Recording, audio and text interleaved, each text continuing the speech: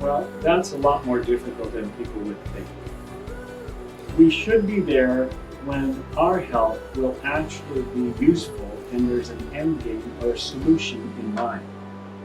The last few wars we've gotten involved in, we get all excited, we win most of the fighting, and then we have a problem because we try to get out what we can because we have to suddenly become, rather than a military force, we're now a police force. And the longer we stay, the more these particular areas depend on us to stay there. And so we can't get out. Well, that's ridiculous.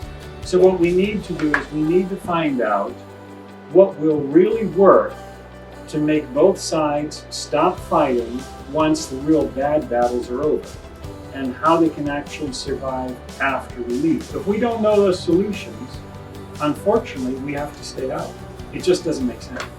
Right. Some people believe U.S. government should stop playing the international place role and focus on the economic development. Do you think so? Yes. I think usually what happens is most people in the world, regardless of where you are, unless they're fanatics, a large majority of people want safety and security. They want to see some kind of economic advantage. They want to be able to feed their family, want to accumulate some wealth, have a home, raise their kids, see their kids do better than they did. I think that's fairly universal. So the real issue should be focusing on that, because if you have something to lose, like a family, like some economic gains and so on, the chance of becoming involved in some kind of a conflict where you could lose all of it would make you think twice, maybe 3 times. So we could probably advance peace in the world if we made sure that more and more people in the world had something substantial to lose in the event that they didn't maintain peace. Now, it doesn't work 100%, but it's still better than going in there, shooting everybody up, blowing things up, and hoping that after we leave, the two sides decide to live together peacefully, because that usually doesn't happen. So, do you think what caused peace to break out?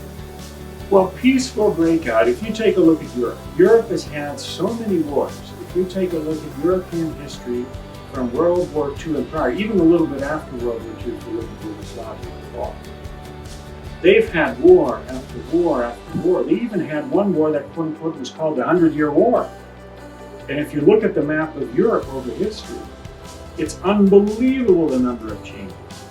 Now, after the European Union was put together and more people joined it, they still have their differences, but the number of wars in that time period fell off tremendously because there's an economic reason, and there are people who live there see a future. So it's not worth it to go and fight. The minute people don't see a future, they see they have no way out, they don't care. If you don't believe me, interview some Palestinian young people who haven't had a job, who are part of that 20 or 30% unemployment. They see no future. And what do? They always have conflict with the Israelis. Doesn't end. There are always conflicts. They have nothing to lose. I have nothing, I get killed, okay, fine, it's over. Do you think it's possible the U.S. can avoid all the conflicts? It's impossible for one country to fix all the other countries.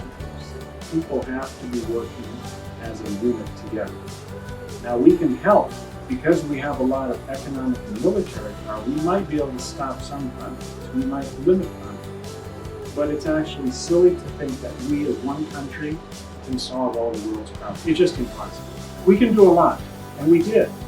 We saved the world to a large degree after World War I. We did a much better job after World War II. And we did win the Cold War.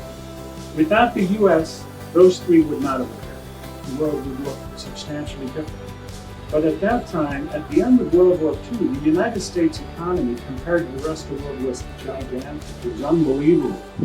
I don't remember the exact number. I think the U.S. economy was more than half the world's economy. Presently, we're nowhere near that, but we're still a very big hitter. So we can do a lot, but we can't do everything. And it's just silly to think otherwise.